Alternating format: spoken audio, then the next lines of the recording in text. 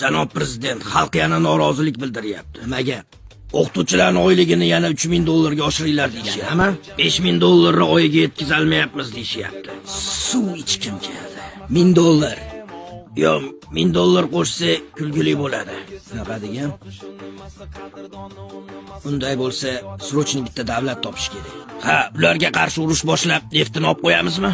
Yo, nefti kerak emas, prosta oyliklari juda ham past bo'lsin. O'zimizni o'qituvchilarga ko'rsatib, mana qisib yashalaring, hayot mamlaka bo'ladi deyish kerak. Bo'ldi, tushundim. Bor shunaqasi. Xullas, oylik 2000 dollardan ko'p bo'lmasligi kerak. O'zbekiston degan davlat bor. Xo'sh, oyliklari qanaqa ekan o'tdi? O'qituvchilarniki 200, mazgini skameyka qilma. Realni uni ham kamaytirishmoqchi. To'xta. 200 dollar oyligi kamaytirishmoqchimi? O'tirib olaman, janob prezident. Bu prezidentlikka nomzod bo'lgan insonning ideyasi. Yo, ishonmayman. Sen menga prosta erta aytib beryapsan, to'g'rimi? Hammasi haqiqat, janob prezident. Yana bu inson o'zga yurtdagi migrantlariga soliq solishni taklif qildi. Yana nimalar bor? Tonirovkaga 1000 dollar, qizil chiroqqa 40 dollar shtraf. Demak, shtraflardan yig'ilgan pullarga dorilar va meditsina tekin. Boshqacha bo'lishi ham mumkinmi? Yo'q, pulli. Aydinmi?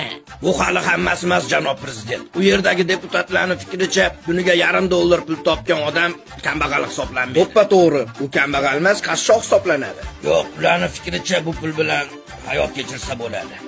Ishonmayman. Bu barchasi haqiqat. Demak, go'sht narxi 10 sent. Go'sht 7 dollar. Umuman olganda hamma narsa qimmat.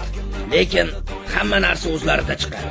Xalq shu narsalarga ko'nib yashayveradimi? Xalq qongi san'atkorlar va avtozavod bilan band. Bas qil, Yo'q, men xalqimga bunaqa hayotni ko'rsata olmayman. Nima qilamiz unda? Oyliklarni oshirar ekanmiz-da. Jamoat jami yana onda bo'lsak, hamma jami do'st